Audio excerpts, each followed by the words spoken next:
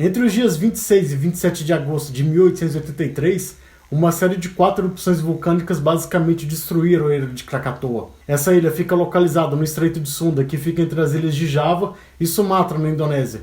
E juntamente com a erupção do Monte Tambora, em 1815, também na Indonésia, e a erupção do Monte Pelé, em 1902, nas Antilhas, no Caribe, foram as erupções vulcânicas que mais trouxeram prejuízo, que mais destruíram durante a história da humanidade.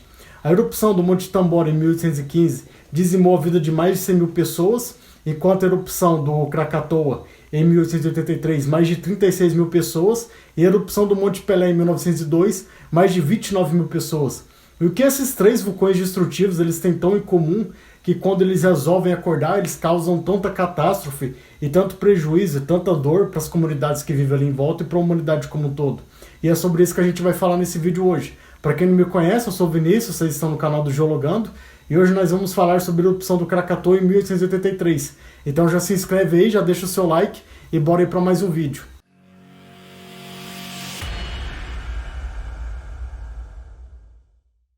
Até o início do ano de 1883, a ilha de Krakatoa não havia testemunhado uma erupção vulcânica nos seus últimos 200 anos. A ilha de Krakatoa até então era composta por 3 vulcões, 3 cones vulcânicos que compunham essa ilha. Um vulcão mais ao norte, chamado Porboiatã, um vulcão mais abaixo, mas na porção centro-norte, chamado Dana, e um vulcão abaixo, chamado Hakata. Esses 3 vulcões eram como se fossem os irmãos, né?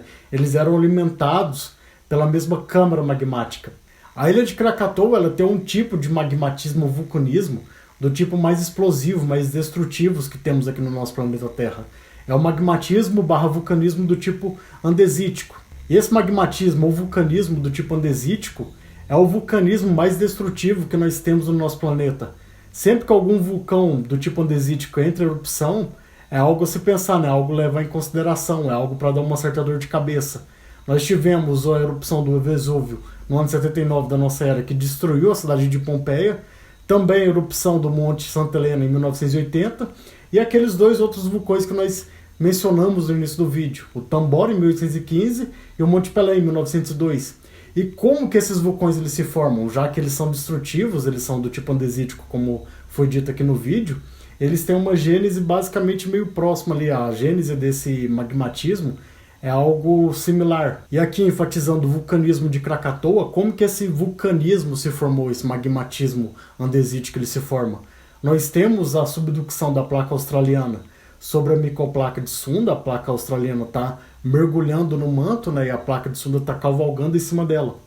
E essa placa que está mergulhando, que está indo em direção ao manto, quando nós chegamos ali em torno de 100 km de profundidade, essa placa ela vai desidratar. Essa placa ela está carregada de fluidos, né? Nós temos águas, nós temos outros fluidos que estão ali dentro dessa placa. E esses fluidos eles são expulsos da placa que está subductando devido à alta pressão e alta temperatura que está sendo exercida nesse ponto do nosso planeta.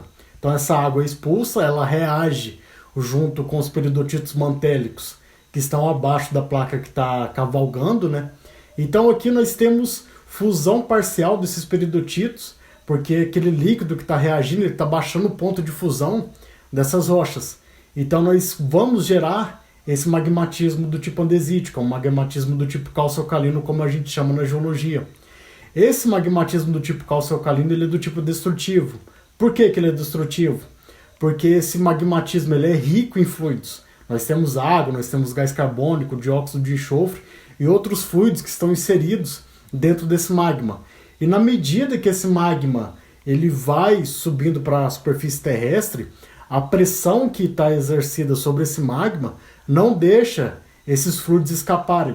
E quando esse magma está mais próximo da superfície e essa pressão foi dissipada, esse magmatismo ele vai tender a ser destrutivo, porque aquele fluido que está ali dentro, ele quer sair. E aqui nós temos um magmatismo do tipo intermediário a ácido. Então aqui a coisa vai ficando cada vez mais difícil, porque esse magma está retendo esses gases e esse magma também é viscoso. E a viscosidade aqui é uma propriedade que um fluido tem de resistência em relação ao fluxo. Então esse magmatismo intermediário a ácido, ele não flui, ele tem uma dificuldade para se mover, para se fluir, e ele ainda tende a reter os seus gases. E na medida que esse magma viscoso, rico em gases, ele vai se aproximando da superfície e a pressão sendo dissipada, a tendência é que nós vamos ter dinâmicas eruptivas do tipo explosivas ali. Isso vai acabar gerando um arco de ilhas. Quando a gente olha para a Indonésia, nós temos mais de 120 vulcões que ficam ali nessas ilhas. E aqui nesse caso de Krakatoa foi o que aconteceu, né?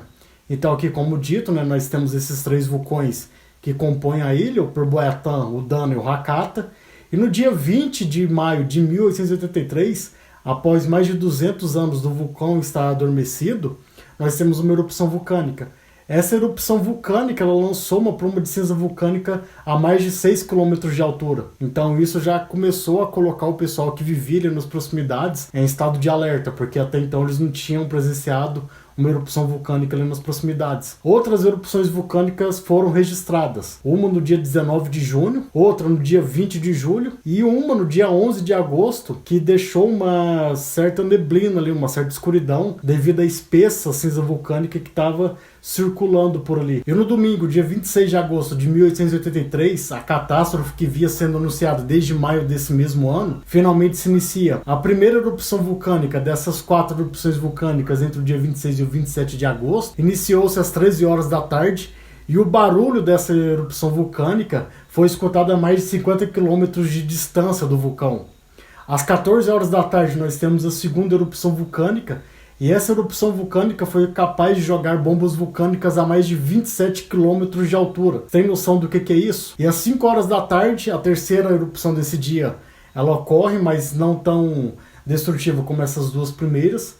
E por enquanto, nesse domingo, a coisa fica relativamente calma. E na manhã do dia 27 de agosto, a quarta e última erupção vulcânica ela finalmente ocorre. Essa erupção vulcânica foi capaz de lançar essa cinza vulcânica a mais de 80 km de altura. Essa erupção vulcânica ela foi do tipo pliniana. Essas erupções vulcânicas do tipo pliniana, elas sobem como uma coluna de cinza vulcânica e quando chega a uma determinada altura ela se abre, como se fosse um pinheiro manso. Então tem esse tronco, esse centro de cinza vulcânica subindo e lá em cima ela abre como se fosse uma copa. E aqui dentro dessa dinâmica eruptiva ela tem alta fragmentação desses grãos, dessa cinza vulcânica, e essa cinza vulcânica ela é dispersada por uma grande quilometragem de área. E foi o que aconteceu nesse caso. O barulho devido a essa última erupção vulcânica foi capaz de ser ouvido a mais de 5.000 km de distância do foco da erupção. Tanto é que os habitantes das Ilhas Maurício, que ficam nas proximidades do continente africano, ouviram essa explosão e pensaram que estava tendo alguma batalha naval. Eles nem imaginavam que o que estava acontecendo de fato era uma erupção vulcânica. Na Europa, no litoral francês, marégrafos